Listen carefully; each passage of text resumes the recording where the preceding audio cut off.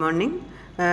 अभी थोड़ी देर पहले मैं आप लोगों को स्टैंडर्ड डिविएशन तीनों सीरीज में, individual series, discrete series, continuous series में बता रही थी और मैंने उसके फॉर्मूले भी एक्सप्लेन किए। अब हम क्वेश्चन पे आ रहे हैं और ये पेज नंबर 3 पर आपको दिए हुए हैं फॉर्मूले।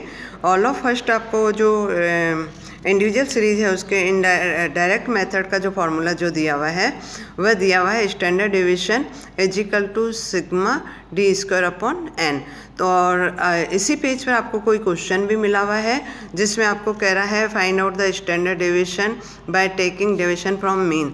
आपको अगर डायरेक्ट मेथड से करना है तो मैंने फॉर्मूलों में भी समझाया था कि आप सबसे पहले डायरेक्ट मेथड से मीन निकालेंगे। तो इन सब की टोटल अगर हम क्वेश्चन में देख रहे हैं तो 126 और टोटल एन है 7, तो हमारा मीन निकला है 18 और 18 के आधार पे फिर हमने डी निकाला है और डी के लिए भी मैंने आपको ऊपर पहले समझा दिया था कि x माइनस एक्स बार करेंगे और उसके बाद में डी स्क्वायर। तो इस तरह से एनालिटिक टेबल में हम डी स्क्वायर तक काम करेंगे और हम फॉर्मूले के अंदर अगर देखें तो आपका डी स्क्वायर की टोटल हो रही है 68 डिवाइडेड बाय 7 करेंगे तो आपका आ जाएगा आंसर 3.11।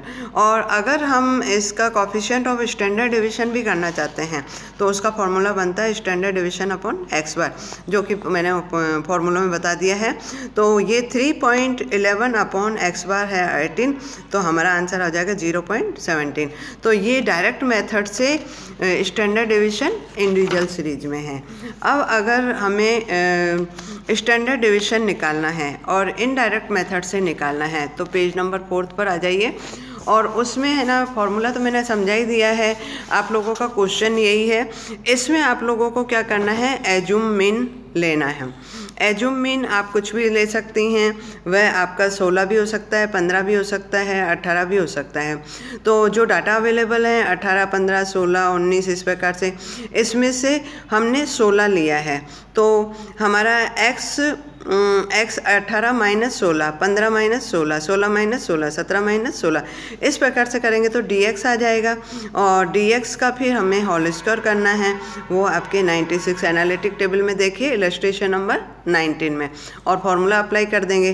फार्मूला हम इसमें 2 फार्मूले दिए हुए हैं, आप केवल पहला वाला फार्मूला ही अप्लाई करके, क्योंकि ये आपके पास चॉइस है, हमारे पास 4 फार्मूले होते हैं, उनमें से कोई भी यूज कर सकते हैं। मैं आपको पहला फार्मूला ही बता रही हूँ।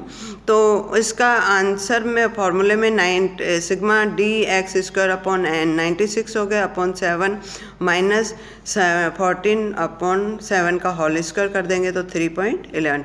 एक बात और ध्यान रखिएगा कि चाहे डायरेक्ट मेथड से करें चाहे इनडायरेक्ट मेथड से करें, हमारा स्टैंडर्ड डिवीजन का आंसर सेम आएगा। अब नेक्स्ट पेज पर आ जाइए, आपको डिस्क्रीट सीरीज दी हुई है। डिस्क्रीट सीरीज में आपको डायरेक्ट मेथड से फॉर्मूला मैंने थोड़ी देर पहले पिछले वीडियो में बताया है, वह है standard division is equal to under root sigma f d square upon n.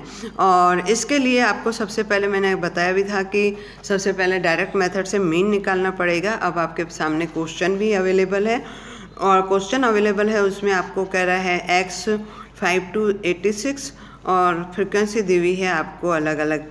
तो आप क्या करेंगे, डायरेक्ट मेथड से अगर हमें मीन निकालना है तो fx अपॉन n, और fx का मतलब आप f और x को मल्टीपल करेंगे तो आंसर आ जाएगा 2,999 डिवाइडेड बाय 75, तो 40 हो गए।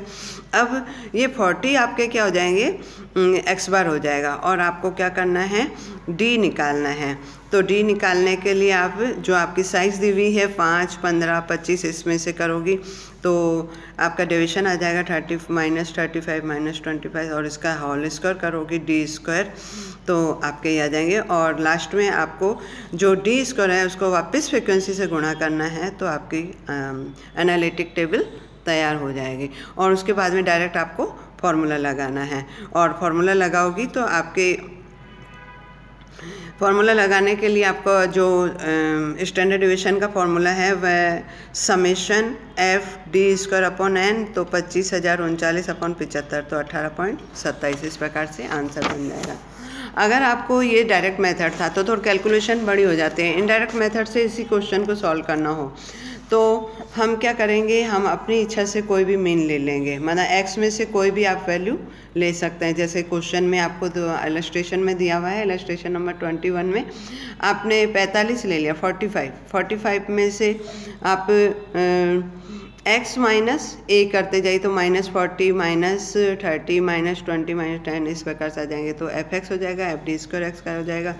और आप क्या करेंगी कि स्टैंडर्ड डिवीजन का फॉर्मूला अप्लाई कर देंगे। फॉर्मूला मैंने अभी थोड़ी देर पहले अच्छे से समझाया था और वह 18.27 हो जाएगा।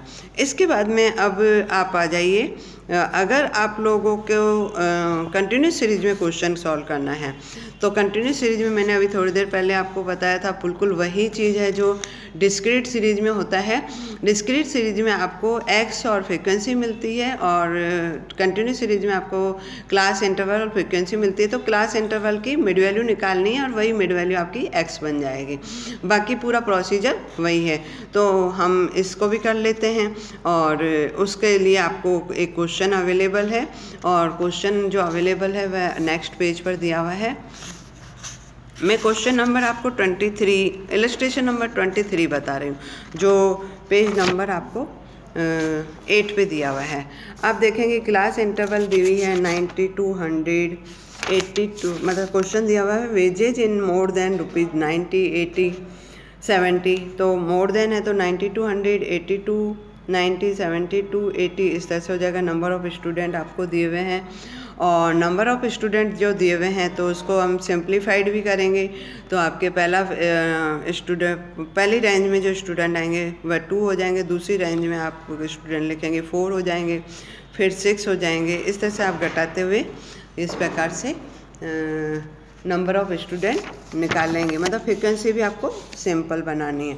उसके बाद में बिल्कुल वैसे ही आप क्वेश्चन सॉल्व करने की कोशिश कीजिएगा। जैसे मैंने अभी थोड़ी देर पहले बताया था कि अगर क्लास इंटरवल खोलना क्वेश्चन है या कंटिन्यूस है तो मिड वैल्यू निकालनी पड़ेगी। ये मिड वैल्यू आ गई, इसके बाद में dx निकाल दीजिए, f(dx) निकाल दीजिए, f(d²) फॉर्मूला अप्लाई करना है।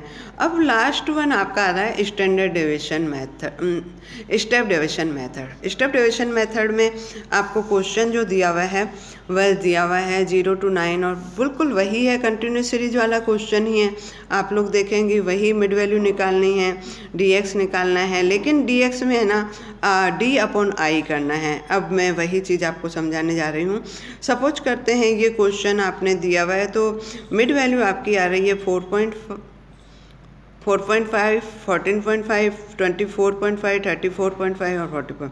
तो आपने ए ले लिया, आपने 24 में से आप x 4.5 माइनस जो कि फॉर्मूला है डी निकालने का वह होता है x माइनस ए एज्यूम मीन।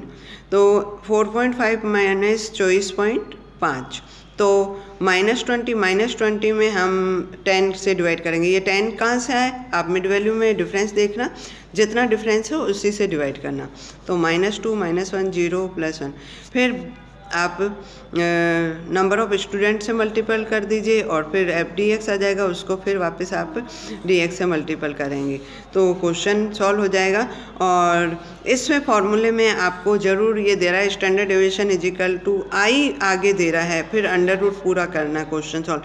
मैंने आपको फॉर्मूलों में शुरू में जो बताया था n/i बाद में किया है, तो चाहे आप आगे भी कर सकती हैं, क्योंकि इसका रीज़न ये है कि पहले तो हमें अंडर रूट वाली कैलकुलेशन सॉल्व करनी है और अंडर रूट वाली कैलकुलेशन सॉल्व करने के बाद में n/i करना है। तो चाहे पीछे हो चाहे रूट से आगे हो, हमें विशेष फ़र्क नहीं पड़ेगा। तो इस प्रकार से आपको स्टैंडर्ड डिवीजन के क्वेश्चन सॉल्व करने हैं और आप लोग कुछ और प्रैक्टिस करते रहिएगा ताकि आप अच्छे से इनको कर सकें। और इसके बाद में मैं आपको ये आपके हो गई डिस्पर्शन और नेक्स्ट जो है अगला जो चैप्टर है उसमें हम पढ़ेंगे स्क्यूनेस के बारे में पढ़ेंगे। वह स्क्यूनेस में भी आपको फॉर्मूले बेस पे ही है। आप इसके लिए अच्छे से मीडियन और क्वार्टाइल तैयार कर लीजिए, और मैं कल आपके सामने स्क्यूनेस लेके आऊँगी। और उसके अगर आपका मीडियन और क्वार्टाइल अच्छे से किए हुए होंगे तो स्क्यूनेस में कहीं दिक्कत नहीं आएगी। बाउले फार्मूले लगने हैं और वही चीज़ें, और बाउले के साथ में कार्ल पियर्सन फार्मूले भी लगने हैं। एक बात और मैं बता दूं, शायद मैंने बोला भी होगा कि ये स्टैंडर्ड डेविएशन के जो भी फार्मूले थे वह कार्ल पियर्सन मेथड के फार्मूले हैं। ये सारे के सारे फार्मूले कार्ल पियर्सन मेथड के हैं। Thank you.